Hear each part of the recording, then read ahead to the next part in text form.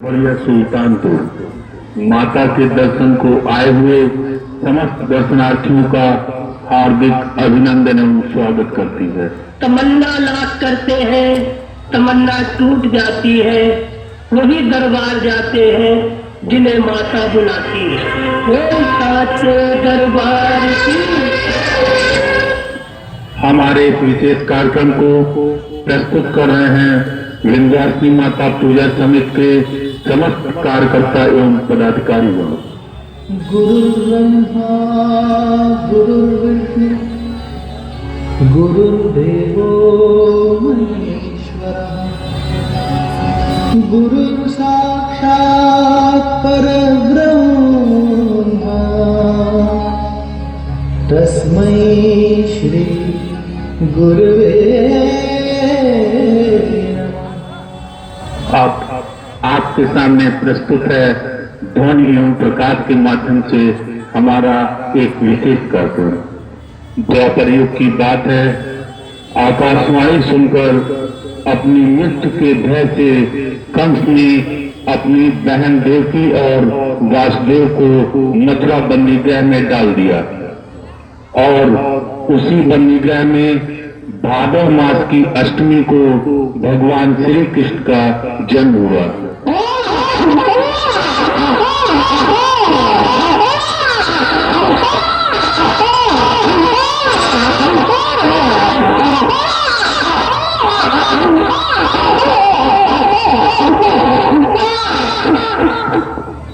बंदीगृह के द्वार खुल गए। कंस के डर से वासुदेव भगवान कृष्ण को लेकर गोकुल पहुंचे।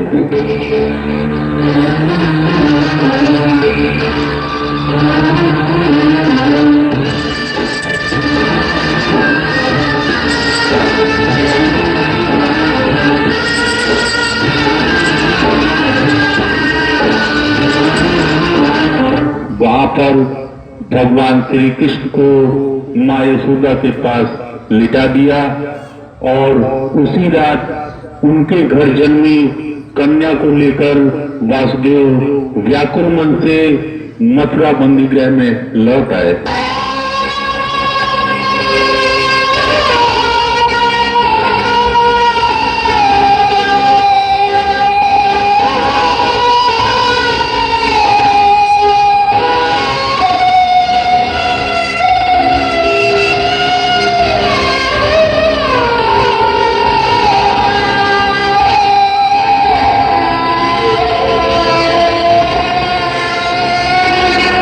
कन्या को देखकर कंस को महान आश्चर्य हुआ। यह क्या, देवकी ने आखिरी संतान के रूप में एक कन्या को जन्म दिया। कंस उस कन्या का वध करने के लिए उसे पृथ्वी पर पटकना चाहा। सारा ब्रह्मांड कांप उठा, बिजलियां चमकी, बादल गरजे।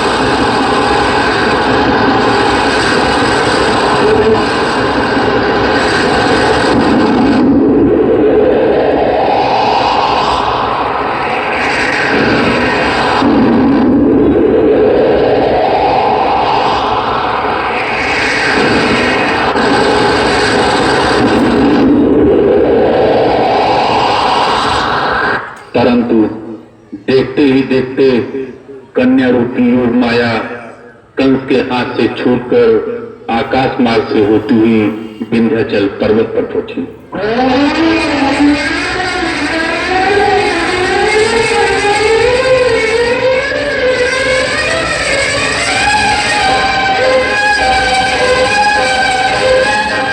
जहां आज भी कन्या रूपी योग माया माँ विंध्यवासिनी के रूप में विंध्याचल पर्वत पर विराजमान है।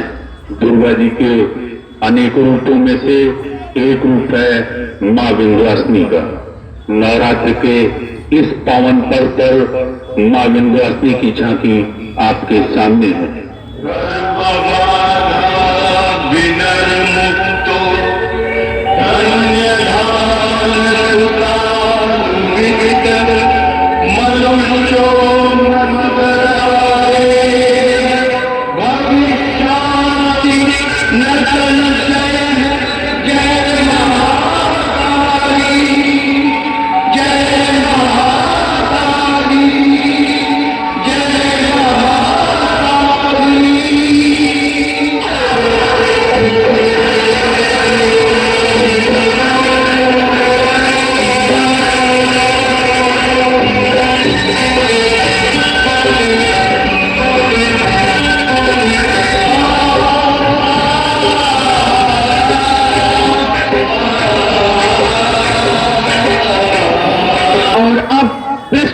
आपके सामने हमारा दूसरा विशेष कार्यक्रम माता वैष्णो द्वारा काल भैरव का वध।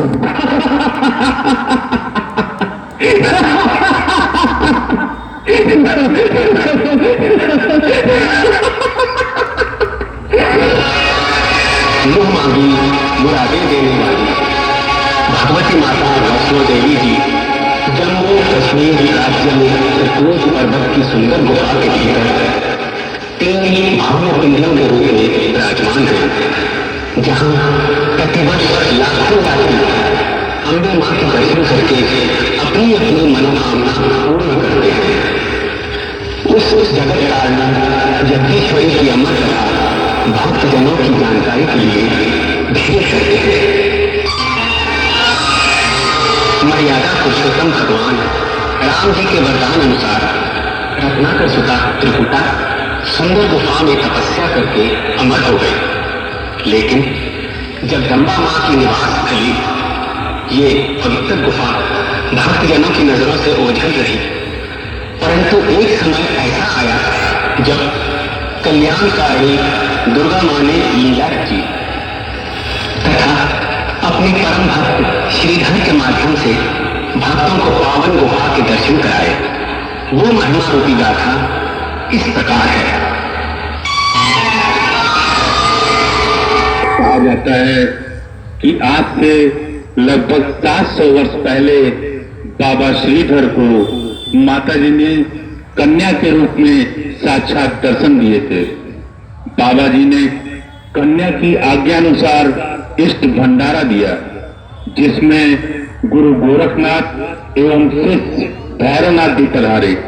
उस भैरवनाथ योगी ने कन्या की परीक्षा लेनी चाहिए, परंतु कन्या पवन रूप होकर त्रिकूट पर्वत की ओर बढ़ गई और आगे बढ़कर गायब हो गई।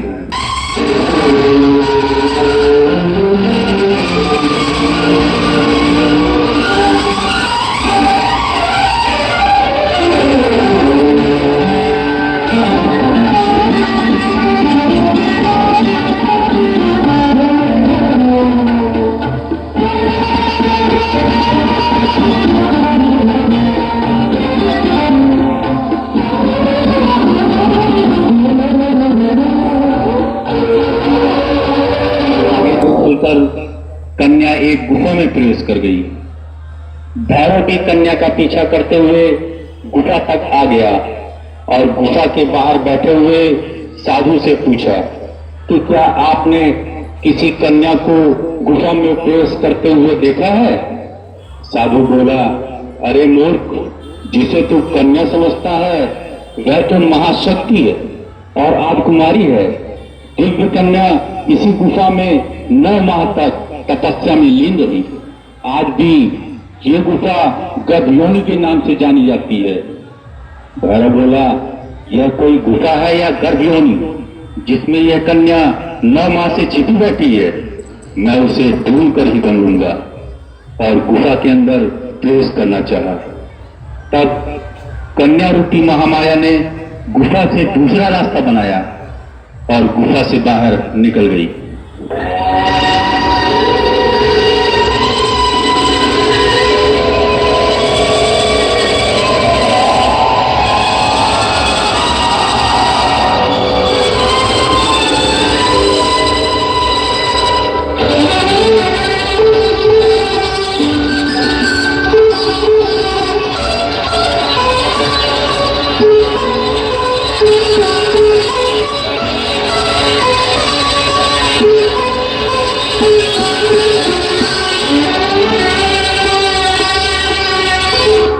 कन्या रूपी महाशक्ति आगे बढ़ती गई। भैरव पीछा करता गया। आगे चलकर कन्या रूपी महाशक्ति एक दूसरी गुफा में प्रवेश कर गई और गुफा के बाहर एक लंगूर को प्रहरी बनाया। भैरव भी वहां तक आ गया और गुफा के अंदर प्रवेश करना चाहा। तब वीर लंगूर एवं भैरवनाथ योगी में युद्ध शुरू हो गया।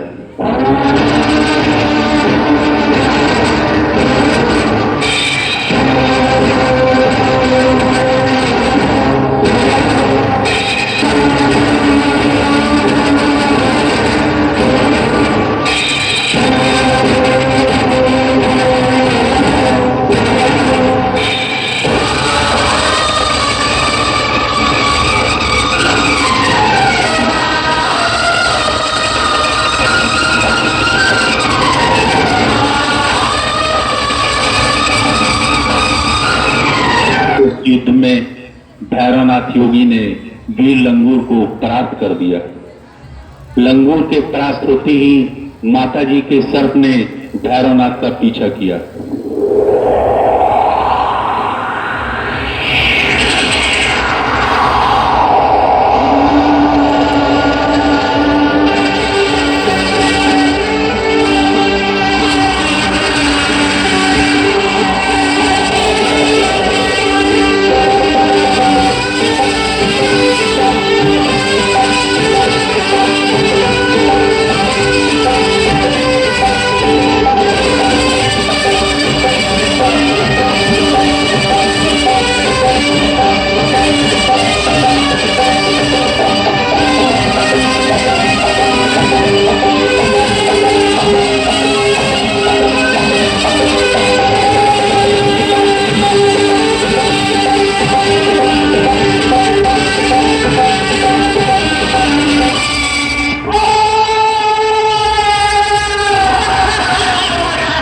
उसी समय कन्या रूपी महाशक्ति ने चंडी रूप धारण किया और गुफा के बाहर युद्ध क्षेत्र में आ गई।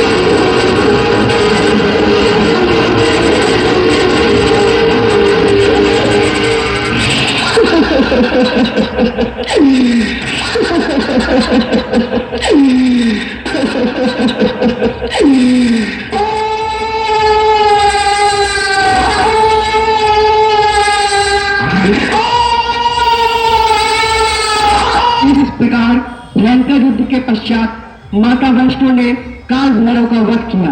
भैरव का शरीर उसी जगह पर गिरा, परंतु सिर एक घाटी में गिरा, जिसे आज भी भैरव घाटी के नाम से जाना जाता है। इस विशेष कार्यक्रम को श्री विंध्यवासिनी माता पूजा समिति के समस्त कार्यकर्ता तथा पदाधिकारीगण द्वारा प्रस्तुत किया गया।